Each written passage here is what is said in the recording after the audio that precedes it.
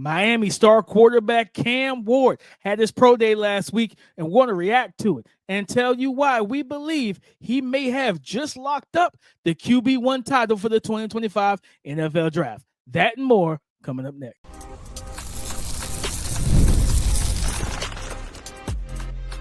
You are Locked On NFL Draft, your daily podcast covering the NFL Draft. Part of the Locked On Podcast Network, your team every day. Welcome back to the Locked On NFL Draft Podcast, your daily podcast. Cover your favorite draft prospects, part of the Locked On Podcast Network, your team every day. I'm your boy, Damian Parson. I am an offensive draft analyst over at Bleacher Report. That's my guy, Keith Sanchez. He is the director of scouting with the Draft Network and 2019 national champion with those LSU Tigers. And guys, as always, thank you for making Locked On NFL Draft your first listen today and every day. Shout out for being our everydayers. We have a fun show breaking down and talking about some of these pro days we've seen. Cam Ward's pro day reaction. Ashton Jeanty didn't test at his pro day. Did Jaxson Dart secure himself as QB3? We're going to talk about all of that coming up next. But today's episode is brought to you by Game Time. Download the Game Time app, create an account, and use the code LOCKEDONNFL for $20 off your first purchase. Cam Ward, quarterback out of Miami, had his pro day. I believe it was last week. NFL Network was there. Everybody was there in attendance. I believe it was like close to 100 NFL personnel, people from all 32 teams combined to see him perform, right? To see him at the pro day. And I think people may have came in with the thought process, we're going to see some Zach Wilson type stuff. And Cam and his team said, nah, we're going to run the stuff we did on the field, right? The RPO action, showing you the different arm slots and angles, getting the ball out quick, putting it on the face mask of my receivers. And, you know, a lot of people like complain, him and Shador and some of these other guys, they didn't do anything at the combine. Cam said, I want to throw to my guys. I want my guys to have the opportunity. I want to throw it to them. And to be honest, if you look at it, like that's kind of the best thing for these quarterbacks. Like, be comfortable, be in your own place, your own home with your guys. And I thought he was just really efficient, effective throwing session. He had a really good throwing session. The arm talent is clear. Like, you see the ball pop off his arm, things like that. But it's just to me, where he's going to really be able to live is going to be the middle of the field. Like, those throws between the numbers, he has the arm talent to do so. The RPO game, which that is really prevalent in the league right now. I call him an RPO savant. He's the best RPO thrower in this class because he can have it in the mesh point, pull it out. He doesn't have to. He's got that Aaron Rodgers and Pat Mahomes where they don't have to move their feet and they can still rip throws. For Josh Allen too, same thing. Like, they don't have to. Not saying he has that elite caliber arm, but in the short to intermediate, he has way more velocity than he needs to be able to get the ball out without engaging his feet. And he can, drop the arm angle, get it around free rushers, things like that.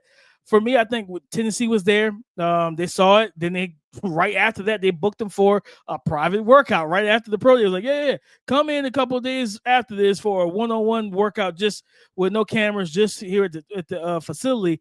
I think Keith, in my opinion, I think he just solidified himself as QB1. I think that this not going to, even though like they're trying to walk it back now at the NFL league meeting, they're like, yeah, we're going, best player available. Hey, it's him, Travis Hunter, Abdul, Shador, all those guys in play at one. And I'm like, yeah, I'm not buying it. I don't think y'all going Cam Ward. I'm not really buying the PR train you're running right now. It's not Abdul or Travis. It's going to be one of these quarterbacks. I think it's going to be Cam Ward.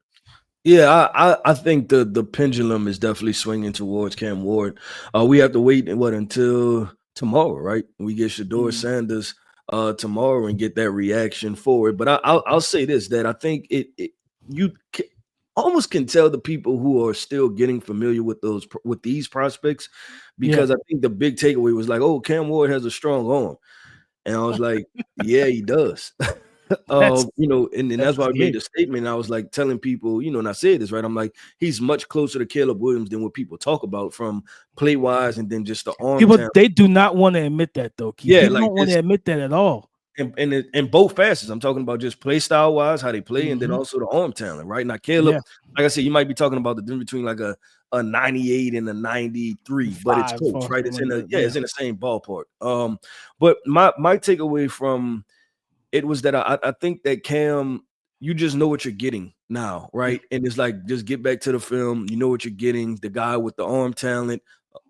Obviously, the processing stuff you're not going to be able to get through a pro day. It's just, can he get through it mechanically, right? Like, does his mechanics operate enough to be able to do the RPO, boom, throw the glance on the backside of it, right? Some, just different things like that. And I think he showed that he could, and I think that was a big part. And then also, you hit on it, and that's just hitting the middle of the field stuff, right? Like when we able to suck those linebackers up with any type of play action, can you throw it right over the linebacker's head and in front of the safety? And that was something else that he did too. So I thought that it was a solid pro day, and maybe I was less impressed because he did what I thought he was going to do. Yeah. Than most people. So a live arm. The guy is mobile. He can get, escape out of the pocket, do some different things like that. But ultimately, the stuff that he's going to have to clean up, right, it's just things that's going to have to be in-game stuff. Like you're going to have to have a D-line and a rush, and then, like you're gonna need all 11. Like the only way he can improve is in 11-11 on football. Yeah, and I think, one of the more underrated parts of his game is he's not one of those, how we talked about Malik Willis, Anthony Richardson, at times Jalen Milroe, like those fastball guys, like you got a big arm, but you don't really have full control to to toggle between which deciphering when to throw with power and when to layer. That's not really a problem for Cam Ward. Like he knows when to do that. I think there was a route. Was it against Virginia Tech? I can't remember if it was against Virginia Tech. Might have been. And I'm watching the tape on them, and they had like an over route to Xavier Restrepo, and like he understood that Restrepo's not running away from anybody. You know what I mean? Like he understanding that, like, okay, he got free, he's working across the middle of the field, but he put the ball out in front of him early, and he has a really good throwing arc, and he changes the arc based on the throw. And I think also in that game, that was the deep ball down the sideline to Elijah Arroyo, where he just he kept it on kind of a straight line arc where it flew right over the head of the defensive back, right over towards the right shoulder, towards the sideline of Elijah Arroyo. He made the catch it kind of in stride. And it's like being able to, like, that's why I don't want anybody to get the misconception, he's a big arm quarterback. He's a big arm quarterback that has multiple pitches in his bag. Like he's a multi-speed pitcher. He knows when to use he knows when to use the fastball. He knows when to use his changeup. Like that's a very big skill at playing quarterback, especially when you're Tuesday. Now, if you're a guy that don't have a fastball and you have a changeup, a slider, and everything else, it's different. You don't have to toggle between the speed, the dilation of speed and touch, like, because that's not your game, right? But when you have a big arm, that's a big coaching point for Tuesday quarterbacks with big arms, is learn when to use your full arm talent. Every throw, you don't need it. You don't need it every single throw. That's how you overshoot guys and spray high and different things like that, because you're trying to power the ball. No, just be a natural thrower. And I think I put that in my report. He's just a natural thrower of the football that you see on tape, man. So I think that's a very underrated part of his game. Like you said, he went in there, he did what we thought he was going to do, and that was just be effective, be solid, had a good pro day, good throwing session. I think people expected that roll. I mean, he gave you one off of like a double move, and he slung it down the field, but it wasn't let me showcase all the different like power throws I can make and off platform. Like, no, he didn't do all that. He did structured stuff that actually fits inside of a passing offense. And those are the pro days I appreciate more than just this is my coming out party about my arm talent. Let me show you how far I can throw, how high I can. Like, no, show me the things that actually translates to the NFL and those concepts. And he did a good job of that. Yo, DP, let's get into Ashton Jeanty, man. He didn't test. How do we feel about that? How do we feel about RB1 not doing any testing? We're going to have that conversation coming up next. Imagine watching your favorite team live, feeling the energy of the crowd, and witnessing unforgettable moments. There's nothing like experiencing a big game in person. Getting tickets shouldn't be stressful. That's where Game Time comes in, making it easier than ever to grab last-minute seats at unbeatable prices. Game Time Picks curation makes it easier to find better value for tickets to sports, concerts, comedy, and theater events near you. If you go check the Game Time app, there are amazing deals on some huge matchups coming up. So take the guesswork out of buying tickets with Game Time. Download the Game Time app, create an account, and use the code LOCKEDON NFL for $20 off your first purchase. That's LOCKEDON NFL for $20 off your first purchase. So download Game Time today. Last minute tickets, lowest prices guaranteed. Consensus top 2, some people's 1, some people's 2. Running back for the 2025 NFL draft, Ashton Jeanty, had his pro day. He didn't do anything at the combine, Keith. He said, I'm going to wait till my pro day. A lot of people was anticipating the 40-yard dash. We were hoping to see that 40-yard dash. He didn't do any athletic tests. I don't think he did the 3-cone. I don't believe he did the, what was it? The 10, short 5. Shuttle, the L drill. I don't think he did anything, right? And for me, it's simply, he did the field stuff. So you saw the bag work, things like that. And I'll speak on that first. The bag work stuff, Keith, he looked good. Like he was crisp, clean, light feet. You know what I mean? He moved well. Change of direction was good. He came out there, of course, shirtless. He wanted to show off, I'm in shape. Like we never worried about that, Ashton. We knew you were in shape, but he came out there and said, I'm ready to run the rock right now. He looks good. He had a good field workout, caught the ball well, which is something a lot of people forgot about because they ran the ball with him so much. In 2023, he had almost 600 yards receiving. Like he catches the ball out of the backfield. I don't think you're going to get a lot of route variation with him. I think he did have like a goal ball against Oregon, but I don't think you're doing that in the NFL. Like, what I mean? You're going to see a lot of what, Jameer and Bijan do and Saquon like lining up and running different routes and stuff. I don't foresee that happening with Ashton, but he's definitely going to be somebody you could throw the ball, swing routes, rail routes, stuff like that. He's confident tracking it and catching it well, good eyes and everything like that. The field workout was good. The 40 time, I wanted to see him run. I wanted to see what that verified number was going to be, even though I'll be honest, I don't trust these pro day 40 times anyway. A couple years ago, they said Jaxson Smith-Njigba was slow. Then he got to his pro day and ran faster than Quentin Johnston. I'm like, that is not right. Like, what I do with the pro days, DP, is I take every single time that anybody ever tweeted out, right? So from the top NFL scout to the bottom guy who's barely scratched the surface, and I just mash them all together, DP. I mash them together, and then I pick a time that I want to go with, right? Because you're right, DP, you don't know. And that's why they run it at their pro days, is to just kind of clutter the time up, right? But you have to just kind of, to be honest, dude, I pick somewhere in the average, right? Like, okay, if they say you run a 4.6, a 4.4, cool, he ran a 4.5, right? Somewhere in I just there, add right? 5/10 of a second, Keith, because it's hand time. Yeah. 5/10 of a second. I'm like, all right. 4.48, you probably 4.55, somewhere in there. Yeah, so I look at it from that perspective, but I agree with you, and it's not from so this is why I want to see him run a 40. It's making a decision on if he's an elite blue chip prospect or a really good prospect. Whether he's running back 1 or RB2, right? Does the 40 time matter for me if I think he'll be an effective running back in the NFL? No, but us, obviously we're trying to make this decision, and people depend on us to make those key decisions. Like, hey, is this a blue chip prospect, right? This guy has, people want to throw him in the same bucket with Jahmyr Gibbs and Bijan Robinson, and I don't have all of the data points to make that decision, right? And my gut tells me no, that it's not the same thing, right? And so that's why I wanted to see him run, because that's why it mattered for me. If he'd have ran a 4.3, low 4.4, and I'd be like, okay, this guy has all the goods. And I'll tell you another reason why, DP, is that, like, for offensive linemen, obviously I don't care what y'all run because that doesn't translate, right? But for running backs or any skill position, if I have a question on your time, if I see it on film, I want you to be able to answer that question for me, right? Like, hey, you may be a high 4.4 guy, you may be a 4.55 guy. Let me know what 40 time do you run, and then it go back to the old phrase, right? I don't know if this is an old phrase or a phrase that I made.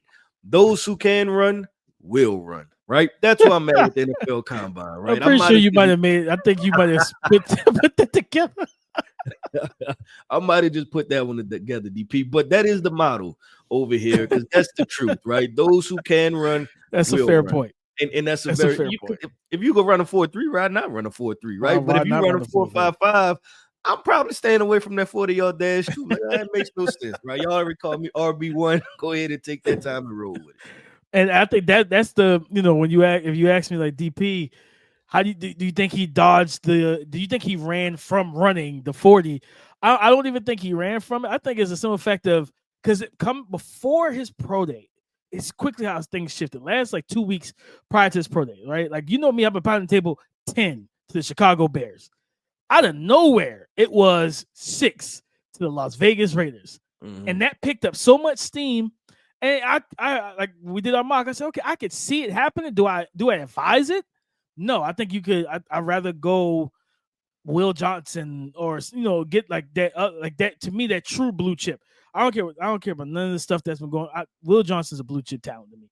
Mm-hmm. We came into the season thinking that just because he got hurt and be honest with you, I'm not saying that he wasn't fully hurt, but when you look at what the offense for Michigan was doing, I would just go ahead and pack it in too. I'm not coming back to this. But the fact of the matter is, regardless, if you there's nothing on tape from 2024 that should change your mind of how you felt about Will Johnson coming into the season. Like, he was still good. Like, you know what I mean? I'm like, all right, losses on defensive coordinator and everything. He still was out there with pick sixes and so. Yeah, I don't know. It's just we getting cute. Don't get cute come draft season. All right, guys. That's how teams blow it. Like, when you get cute, start overthinking. Don't do that. I feel like that's what the Raiders should do at 6. If he falls to them at 6, get yourself that CB1. Get you that number 1. You're in a division where, because you got to stop Ladd McConkey right now, right? You got to guard Ladd McConkey in Los Angeles with the Chargers. You got to deal with Rashee Rice and I'm about to say Tyreek Hill. Goodness, but the from Texas. I don't know why I'm blanking on his name right now. From Xavier Worthy. Xavier Worthy. Yeah, might be Tyreek Hill 2.0 for all we know, right? Like, you got to deal with that. You need a corner that can handle that. Like, don't get me wrong. Yes, Ashton Jeanty draining the clock will keep Mahomes them off the field. But when they're on the field, I think Will Johnson can help you slow them down a little bit better than Ashton Jeanty could.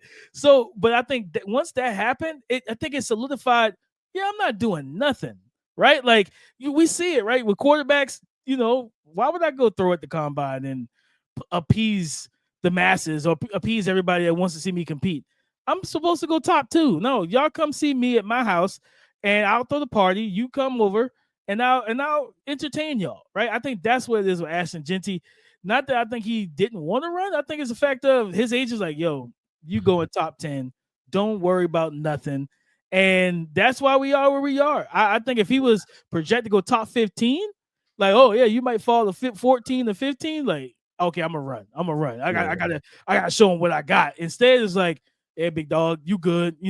Go out there shirtless, show your muscles, do your field drill, show them what they need to see, and leave everything else to imagination, because we're never gonna get a verified time on them, and that's just what it is. And I think it's because he knows I'm going top 10, probably top 7 at this point.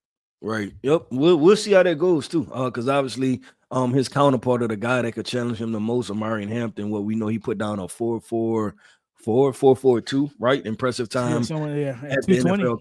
Yeah. So we'll see exactly what happens with that. But DP, let's talk a little quarterback talk, man. We didn't review Jaxson Dart, right? Did he lock down QB3 with his pro day? We're gonna have that conversation coming up next.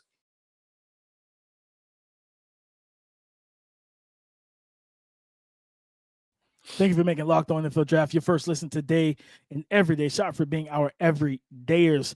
Ole Miss quarterback Jaxson Dart had his pro day a couple days ago, Keith, and threw the ball well. He looks good, really effective throwing the ball. We know he can get the ball in the short to intermediate areas and stuff like that. He had a nice deep ball throw. I think it might have been Jordan Watkins, the speedy receiver. He hit on like a post route, middle of the field, down the field. He didn't have to break stride and everything like that. It was a beautiful, shout out to the cameraman, man.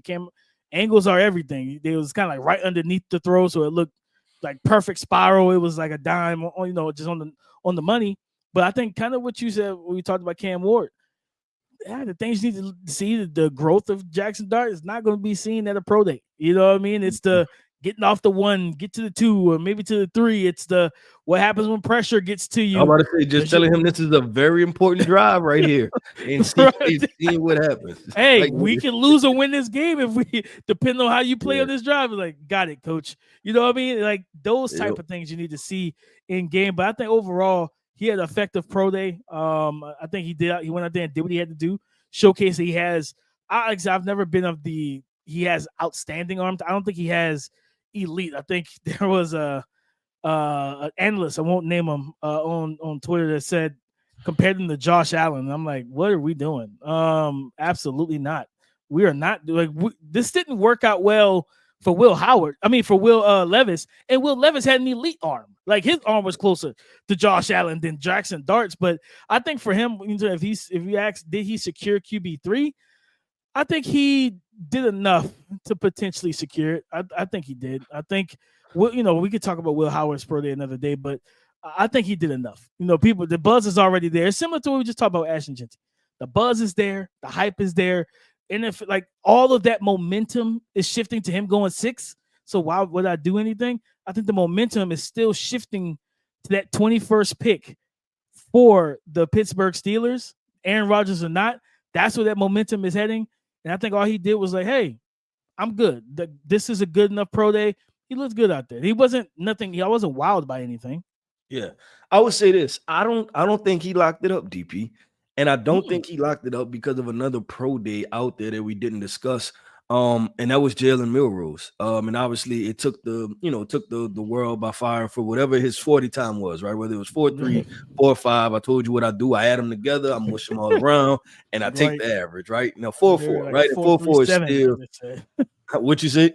I think they said it was like a 4.37, but then I saw 4.45, and I'm like, wait, what is happening, man? I'm gonna just roll with the 4.4 somewhere in there, right? Which for a quarterback is still a really good time, right? Like, that's outstanding like time. Yeah, really good time. So the reason I say that is this, DP, that I this is going to be, and we kind of said this for the running back class, but I've always said that I think that this is a pretty talented quarterback class, like just physical tools.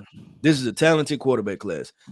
I think it's similar to what we said about the running back class, that obviously once you get past the first 2, I think the next couple guys, and it's the same exact thing, literally mirror and match. Once you get past the first 2, so you talk about Ashton Jeanty, Omari, and Hampton, right? And then the same thing for the quarterbacks. Once you get past Shedeur Sanders, Cam Ward, I think it's a matter of pick what you like, right?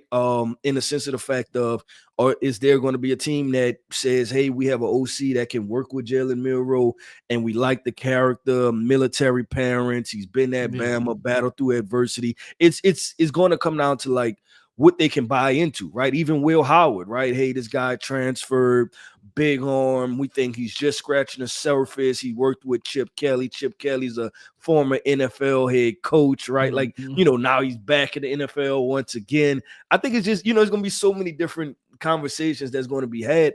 I think that the pro days, right, and we talk about the guys that were in the mix, for QB3, Jaxson Dart, Jalen Milroe, Will Howard. I think Jaxson regarnered steam again, right? Because obviously I think Jalen came in when he ran that 40 time, got people excited, and then Jaxson followed that up with a pretty good pro day, to where people was like, oh yeah, this guy does throw a beautiful deep ball. I think I can't remember if it was Louis Riddick, might have been.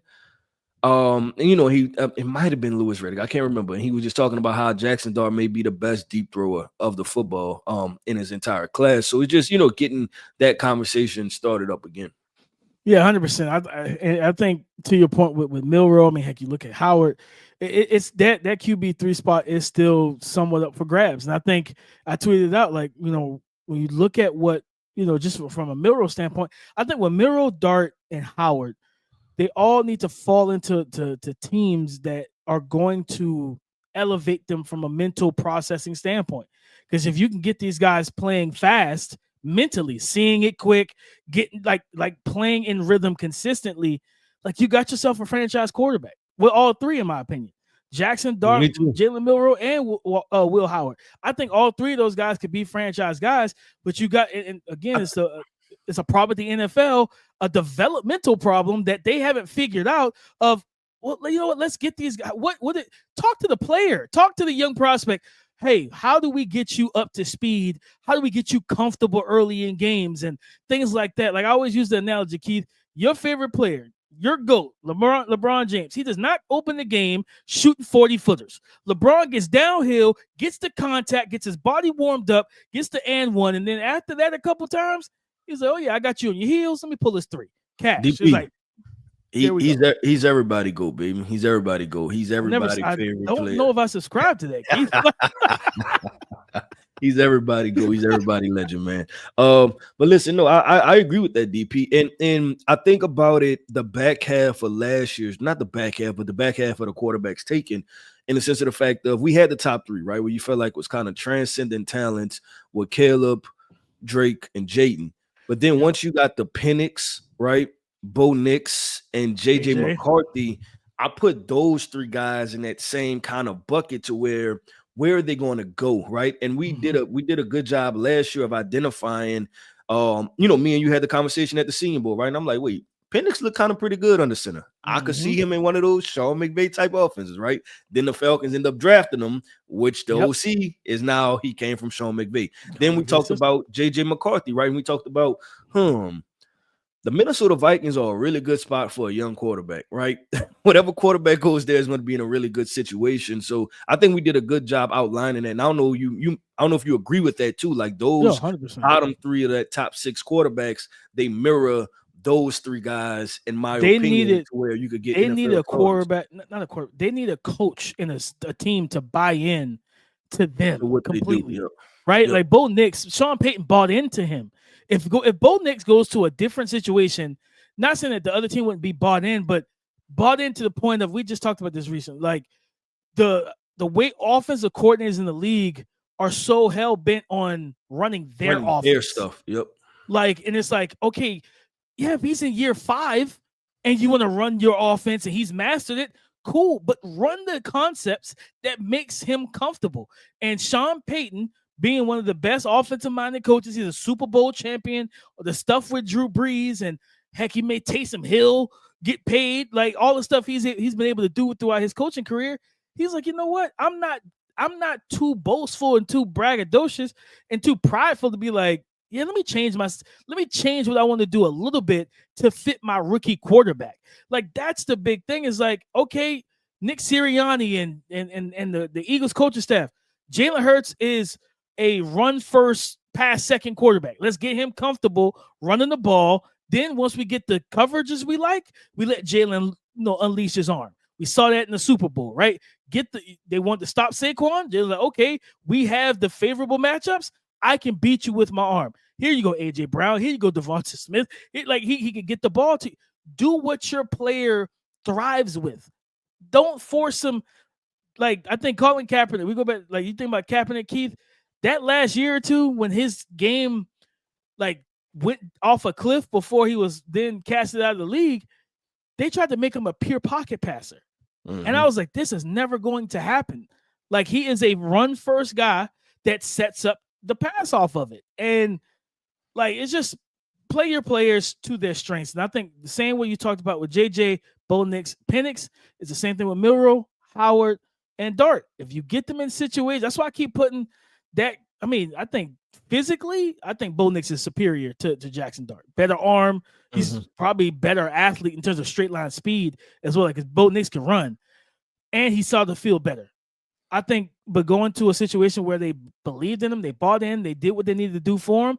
If Jaxson Dart, if Will Howard, if Jalen Milroe get to that situation, I still think the Raiders if Jalen Milroe falls to round 3 and you're the Las Vegas Raiders, you have a 3rd round pick, you do it. Like Geno Smith is the perfect quarterback for him to sit behind. I don't know if I want him to sit behind Aaron Rodgers in Pittsburgh. I don't know how much he's going to learn from Mr. Darkness Retreat, Aaron Rodgers.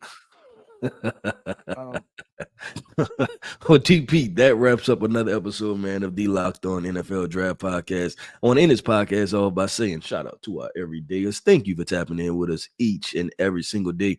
Every listener is greatly appreciated here over at Locked On NFL Draft. I am Keith Sanchez. You can find me on X at The Talent Code. That right there is my guy, my co-host, Mr. Damian Parson. You can find him on X at DP_NFL. And like we like to say, man, y'all come talk to us because we like to talk back. Go subscribe and follow for free on YouTube, wherever you listen to podcasts, to get the latest episode as soon as it is available. And as always, guys, thank you for making Locked On NFL Draft your first listen to today and every day. Shout for being our everydayers. Let's rank our top 10 edge rushers for the 2025 NFL Draft on tomorrow's show, Keith. So come and join the conversation again tomorrow on the Locked On Podcast Network, your team every day.